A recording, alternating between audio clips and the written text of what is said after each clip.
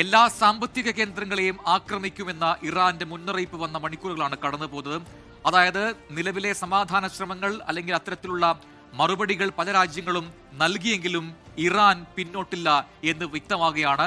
അമേരിക്കയ്ക്കും ഇസ്രയേലിനുമാണ് മുന്നറിയിപ്പെങ്കിലും ഇപ്പോൾ പറയുന്നത് മധ്യപൂർവേഷ്യയിലെ എല്ലാ സാമ്പത്തിക കേന്ദ്രങ്ങളെയും ഇറാൻ ആക്രമിക്കും എന്നുള്ളതാണ്.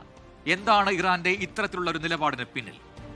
പ്രജൻ, യുദ്ധം തുടങ്ങിയ അമേരിക്കയോ ഇസ്രയേലോ യുദ്ധത്തിൽ ഇപ്പോൾ ഏറ്റവും കൂടുതൽ ബാധിക്കപ്പെട്ടു നമ്മൾ കരുതുന്നതിനാൽ അതിതീവ്രമായി തിരിച്ചടിക്കുന്ന ഇറാനോ യുദ്ധത്തിൽ നിന്ന് പിന്മാറില്ല എന്ന് പറയുമ്പോൾ ഇനി യുദ്ധത്തിൽ അവസാനം കുറിച്ച് സമാധാനം കാംക്ഷിക്കുക എന്നുള്ളത് മറ്റു രാജ്യങ്ങളുടെ ബാധ്യതയും ഉത്തരവാദിത്വവുമായി മാറേണ്ടതുണ്ട്. അങ്ങനെ ആയാൽ മാത്രമേ എവിടെ നിന്നെങ്കിലും ഒരു ടോട്ടലായി എല്ലാവരും കൂടി ചേർന്നുകൊണ്ട് സമാധാനത്തിൽ കോൾ എടുക്കുകയുള്ളൂ. അങ്ങനെ ആ സമാധാനത്തിന് കോൾ എടുപ്പിക്കാൻ എത്രത്തോളം വേഗത്തിൽ അത് സാധിക്കുമോ അത്രത്തോളം വേഗത്തിൽ അത് ആക്കുക എന്ന ലക്ഷ്യത്തോടു കൂടിയാണ് ഇറാൻ നിലവിൽ അത്തരത്തിലുള്ള ഭീഷണിയൊക്കെ മുഴക്കുന്നത്. മധ്യപൂർവേഷ്യകളിലെ എല്ലാ ബിസിനസ് സെന്ററുകളും അറ്റാക്ക് ചെയ്യുമെന്ന് അവർ പറയുന്നതിലൂടെ ഉദ്ദേശിക്കുന്നത് GCC രാജ്യങ്ങളിൽ നിന്ന് അമേരിക്കയ്ക്ക് മേലൊരു വലിയ സമ്മർദ്ദം ഉണ്ടാകണം. യുദ്ധം എത്രയും വേഗത്തിൽ അവസാനിപ്പിക്കണമെന്ന സമ്മർദ്ദം അമേരിക്കയ്ക്ക് മേൽ ഉണ്ടായാൽ മാത്രമേ അവർ നിന്ന് പിന്നോട്ട് പോവുകയുള്ളൂ. എന്നാൽ യുദ്ധം അവസാനിപ്പിക്കണമെന്ന് നേരിട്ട് അമേരിക്കയുമായി ചർച്ച നടത്താൻ ഇറാൻ തയ്യാറുമല്ല. ആ ഒരു ഘട്ടത്തിൽ ഇറാന്റെ മുമ്പിൽ ഏക പോം വഴി മറ്റു രാജ്യങ്ങളിൽ സമാനമായ രീതിയിൽ വലിയ അറ്റാക്കുകൾ ഉണ്ടാക്കുക, അവരെ പ്രതിസന്ധിയിലാക്കുക. അതുവഴി, അതായത് മറ്റു രാജ്യങ്ങൾ നമ്മൾ പറയുമ്പോൾ GCC രാജ്യങ്ങളാണ്. ഇവരൊക്കെ അമേരിക്കയുമായി ഏറെ അടുത്ത രാജ്യമാണ്. ഒരു കാലം GCC രാജ്യങ്ങൾക്കുണ്ടായിരുന്നു. സോവിയറ്റ് റഷ്യയുമായും അമേരിക്കയുമായും തുല്യമായ ഒരു അടുപ്പം പാലിച്ചിരുന്ന ഒരു കാലഘട്ടം ഉണ്ടായിരുന്നു. അതിൽ നിന്നൊക്കെ ഏറെ മാറി സോവിയറ്റ് യൂണിയനിൽ നിന്നും റഷ്യയിൽ നിന്നൊക്കെ അകന്ന് അമേരിക്കയോട് അങ്ങേയറ്റം അടുത്തു നിൽക്കുന്ന ഒരു ഘട്ടത്തിലാണ് നിലവിൽ മധ്യപൂർവേഷ്യയിലെ GCC രാജ്യങ്ങളെ രാഷ്ട്രീയം നീങ്ങുന്നത്.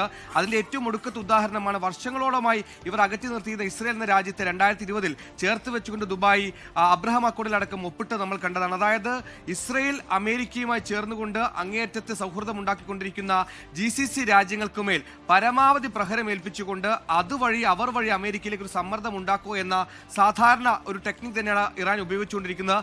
അത് ഇപ്പോൾ ഈ പറയുന്ന GCC രാജ്യങ്ങളിലുള്ള ഇറാന്റെ ആക്രമണത്തെ നമുക്കൊരു പ്രത്യാക്രമണം എന്ന് കണക്കിൽ പറയുന്നതിനേക്കാൾ അപ്പുറത്തേക്ക് അതൊരു പ്രതിരോധമാണ്.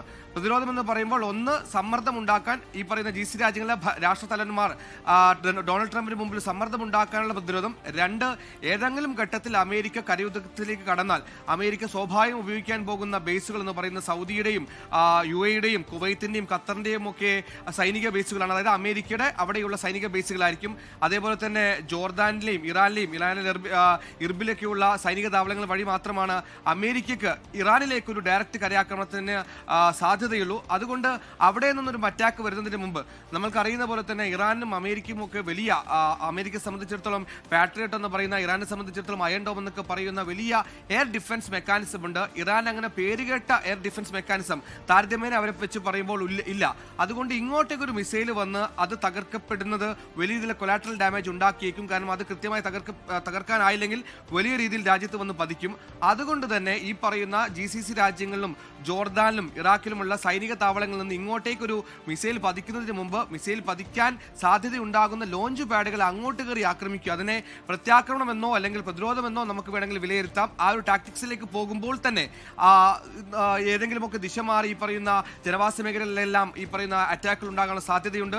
അത് നമ്മൾ നേരത്തെ UAEയിലാണെങ്കിലും സൗദിയിലേക്കാണെങ്കിലും കണ്ടതാണ്. പ്രത്യേകിച്ച് സൗദിയിൽ ഇന്നുണ്ടായ ഏറ്റവും വലിയ പ്രഹരം എന്ന് പറയുന്ന സൗദിയിലെ റിയാദിലെ അമേരിക്കൻ എംബസിയിൽ ആക്രമണം ഉണ്ടായി എന്നുള്ളതാണ്. അമേരിക്കൻ എംബസി എന്ന് പറയുന്നത് ആ രാജ്യത്ത് സൗദിയിലെ അമേരിക്കയുടെ എക്സ്റ്റൻഡ് ടെറിട്ടറിയായി കണക്കാക്കുന്ന, അതായത് അമേരിക്കയുടെ മണ്ണായി കണക്കാക്കുന്ന സ്ഥലമാണ് അമേരിക്കൻ എംബസി എന്ന് പറയുന്നത്. അവിടെ വലിയ രീതിയിലുള്ള എയർ ഡിഫൻസ് മെക്കാനിസവും മിസൈൽ പ്രതിരോധ സംവിധാനങ്ങളൊക്കെ ഉണ്ട്. അതെല്ലാം ഭേദിച്ചുകൊണ്ട് ഒരു ഡ്രോണാണ് ആക്രമണം നടത്തിയത്. അത് അമേരിക്കയും അതേപോലെ തന്നെ സൗദിയും വലിയ പ്രതിരോധത്തിലാക്കിയിട്ടുണ്ട്. സമാനമായി അമേരിക്കൻ കേന്ദ്രങ്ങളെ ലക്ഷ്യം വെച്ച് ആക്രമണം നടത്തുമ്പോൾ ഈ പറയുന്ന രാജ്യങ്ങളുടെ നിർണായക കേന്ദ്രങ്ങളിലേക്ക് അടക്കം ആക്രമണം നടക്കാനുള്ള സാധ്യതയുമുണ്ട്.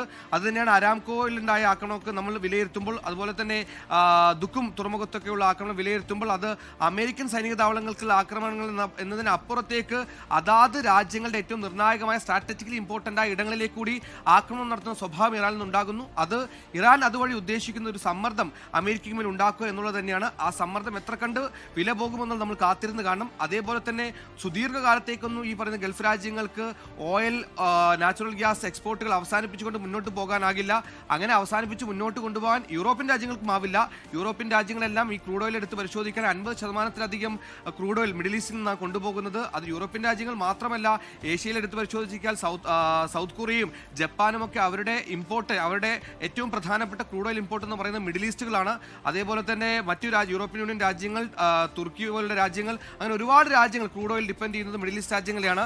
അങ്ങനെ മിഡിൽ ഈസ്റ്റ് രാജ്യങ്ങളിൽ ഒരു പ്രശ്നമുണ്ടായാൽ അവരുടെ ഊർജ്ജത്തെ കൂടി ബാധിക്കും. അങ്ങനെ ആഗോള തലത്തിൽ വലിയ പ്രതിസന്ധി ഉണ്ടാക്കി അതുവഴി ഏതെങ്കിലും തരത്തിൽ യുദ്ധ ലഘൂകരണം ഉണ്ടാക്കാൻ സാധിക്കുമോ എന്നറിയാൻ വേണ്ടിയാണ് ഇറാൻ നിലവിൽ വലിയ രീതിയിൽ ആക്രമണം GCC അടക്കമുള്ള മേഖല നടത്തുന്നത്.